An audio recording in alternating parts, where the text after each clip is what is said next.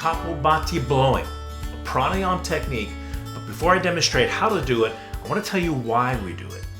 Welcome back to my channel. My name is Jimmy Barkan. I've been practicing Kapalbhati Blowing for 42 years. So Kapalbhati comes from the Hatha Yoga tradition, which is from the Tantric tradition. I promise to make that video. I will one of these days. But Hatha Yoga comes more from the physical side. That doesn't necessarily mean that it's not spiritual. Their concept of connecting to the spiritual realm is through the physical body. So when we talk about Kapalbhati, it's first physical, but it's also ethereal, it's also spiritual. I'll get to that in a little bit. Now, we do Kapalbhati at the end of the class, and we exhale through the mouth. Some styles of yoga, other styles of yoga do it sometimes in the beginning or the middle, and they exhale through the nose. Different technique, different philosophy, and I've talked about that before, especially in this video, about different styles of yoga. There's not one particular style of yoga that's traditional or universal. There's hundreds of different approaches, all traditional in their own right. Especially, we don't want to make somebody wrong that we do it in a different way. So when you're exhaling through the nose, other styles of yoga, they're doing it as a warm-up. That's why they do it at the beginning of the class. We do it at the end of the class through the mouth, and it becomes more of a cool down. Not a warm-up, but a cool down. So let's talk about the Sanskrit. Kapal is the crown. Kapal is the head. Bhati is the shining. Bhati is the brightening. So what we're doing is we're brightening the aura above the crown chakra. So how are we doing that? By manipulating the breath, more specifically the pranic energy, up that center channel to brighten the aura. The Hatha Yogi aspires to create the Vajradeha, the diamond body. The diamond body is the brightening of the aura, the brightening of that energy. And that's what we're doing at Kapalbhati, which I'm going to explain from a physical, ethereal, and spiritual concept. So Hatha Yoga, very different from Patanjali's Ashtanga Yoga. And I'm not talking about Ashtanga Yoga, Pattabhi Joyce's 8 sequences of Vinyasa class. I'm talking about the original Ashtanga. Once again, another video I want to make, Patanjali Yoga, the 8 limbs.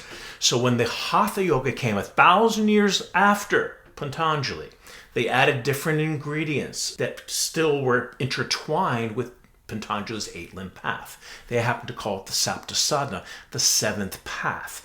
A little different, same components, but they've added a few things. And one of them are the mudras, which are hand seals. Not all of them are hand seals, but most of them are. For example, Katari Mudra has to do with the tongue.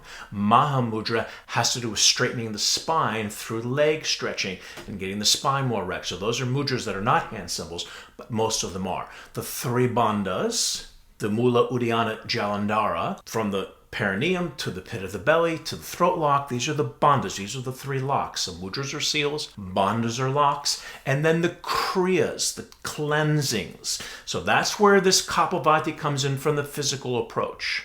And if you're enjoying this video, hit the like button. If you're new to the channel, make sure to subscribe and hit the notification bell. Because one of the concepts in Hatha Yoga, and it's definitely sometimes misunderstood, a lot of people look at Hatha Yoga as a physical practice to move the body through asana.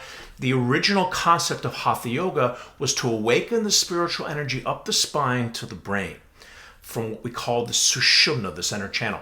So they use the kriyas as cleansings to keep the vehicle wide open, specifically the spine. They would do kriyas to clean the body to allow for the energy to free flow. So for example, kriyas would be tongue scraping. You've ever seen tongue scrapings? You can get it at the New Age store. Or the neti pots. These are kriyas. These are cleansings of the body. So Kapalbhati, from the physical point of view, was meant to clean the body. So if you did it through the nose, like they do in other styles of yoga, once again, I will demonstrate this, so make sure you continue to stay tuned, because I'm going to show you how to do it at the end of this video. But if you do it through the nose, then you're helping to clear out the sinuses. Now, we do it through the mouth. Like I said before, different philosophies, different techniques. We do it through the mouth, which also helps to open up the throat chakra. It helps to open up that passageway. And so what we're going to do, and I'm going to show you this later, we're going to make an SH sound, and that helps to release phlegm, especially according to George Fehrenstein. He talks about if you make the SH sound, it's going to help to release phlegm. We're cleaning out the passageway for the intention of allowing the energy to flow through. From a physical point of view, we're opening up the passageway to allow for the spiritual energy to free flow. And that's now going to bring us to the spiritual or the ethereal concept of how Kapalbhati blowing works. So like I said before, Hatha Yoga was a physical practice, but not just for the physical. Because what we think of asana and Hatha Yoga synonymous. However, pranayama, which is also part of the Sapta Sadhana, the seventh path, is just as much a part of Hatha Yoga, even more so in ancient times, even more so in the beginning when Matsyendra and Goraksha came up with the concept, especially Goraksha, of Hatha Yoga, to awaken the energy up the center channel through the Sushumna Nadi, that's the center channel. So the concept of Hatha Yoga is to clear the passageway to allow this energy to free flow. So at the end of the class, the spine is going to be the most open of all, and that's where we take advantage. That's why we do it at the end and the way we practice yoga. It's not just for the physical, because it is a cool down, because don't forget we're doing hot yoga, so we're cooling down. We're not warming up with the process. But now that we've opened up the body, opened up the spine, the center channel, the Sushumna Nadi, we take advantage of that wide openness and do Kapalbhati blowing. So in the Barkan Method Teacher Training Program, especially in the level 1, we have a test at the end of the training, and I say, what was Goraksha's intention in creating Hatha Yoga? And the metaphor was, like the old blacksmith's hammer hits the anvil. When the hammer hits the anvil to forcefully, that's what Hatha Yoga means. Hatha is forceful, to forcefully awaken the energy up that center channel.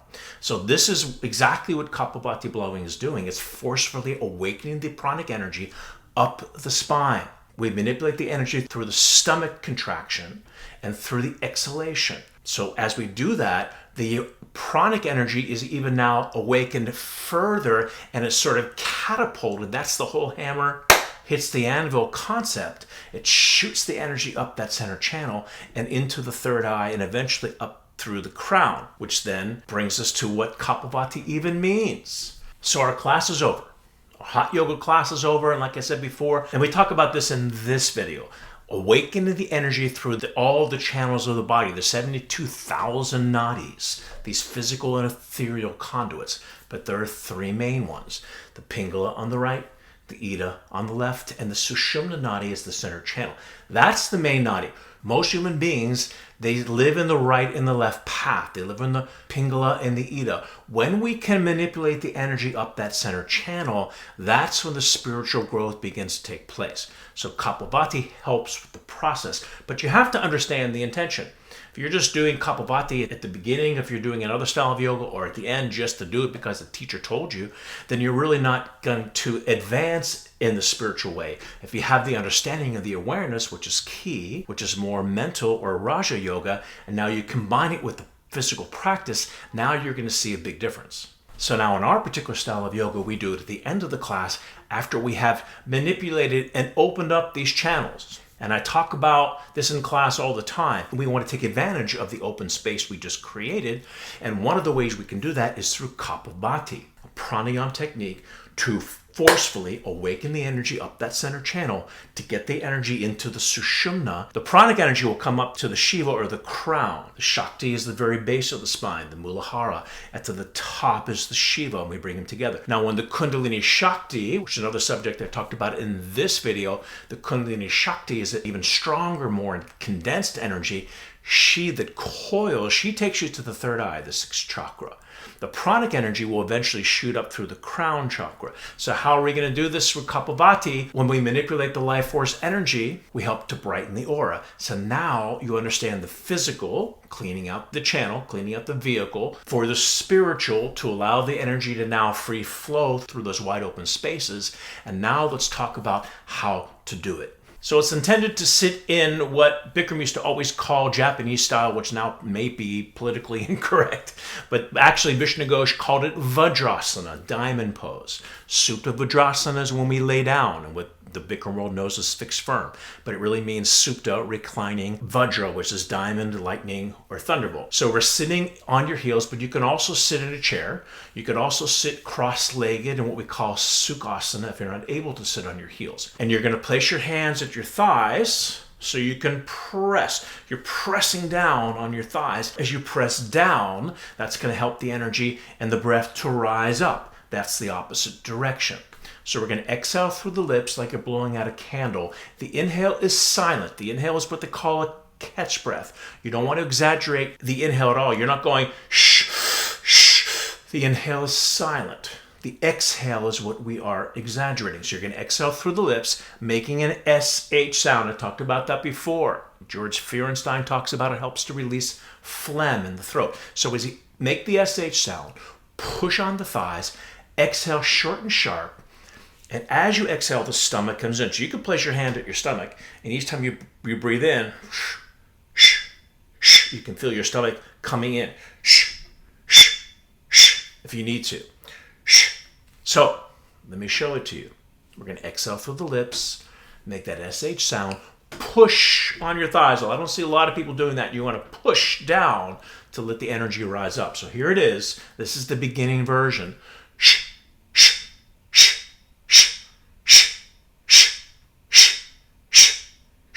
Stomach comes in. As I blow out, the inhale is silent. Second set, we do a little bit faster.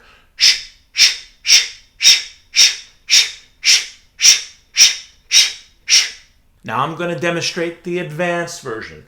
In the advanced version, the key is it's much faster, but the key is rhythm and volume, more importantly than speed. So you can start out slow and you can slowly start to build speed up, but rhythm and volume is more important than how fast you can go, because you're not going to go then it's ridiculous. Then it's not going to make any sense, because you have to have the rhythm going and you have to have the volume. So rhythm and volume, speed will come eventually with practice. The stomach is key, because in the advanced version, you can't bring your stomach in each time because it's too fast. You can bring it in every other time. So let me get a little bit of water before I do this. And I'm going to demonstrate to you the advanced version.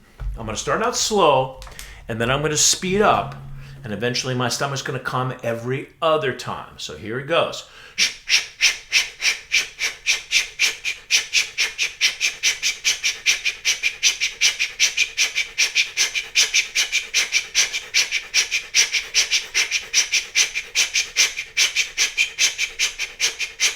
And eventually we would do 300 of these in a row in succession, with the concept as we push down, as we push on our thighs, the energy shoots up to the kapala. In Hebrew, they call the kippah is the skull cap, coming from the same root. Kapal, the KAPALBHATI, the brightening of the skull, the brightening of the aura, KAPALBHATI blowing. So yes, some styles do this blowing through the nose. We do it through the mouth. Who's right? Who's wrong? They're both right in their own tradition. Don't forget to check out this video. I talked about all the different styles of yoga. And one of the biggest problems in yoga these days is the judgment. You got to get off that judgment. What you do is through the nose, wonderful. Do it through the nose. If you do it through the mouth, and that's this particular yoga that you do, great. Maybe you want to do both and see how that's like. Once again, if you demonstrate through the nose, it's a warm-up. Through the mouth is a cool down. It's a little different philosophy, different style of yoga. So that's our episode for today. If you're new to the channel, please consider subscribing and hit the notification bell. You get notified when I post a new video. If you enjoyed this video, hit the like button right now. Hit that like button. Any comments, put them down below. I get to all the comments. And I thank you for watching, and I'll see you at the next video. Bye, guys.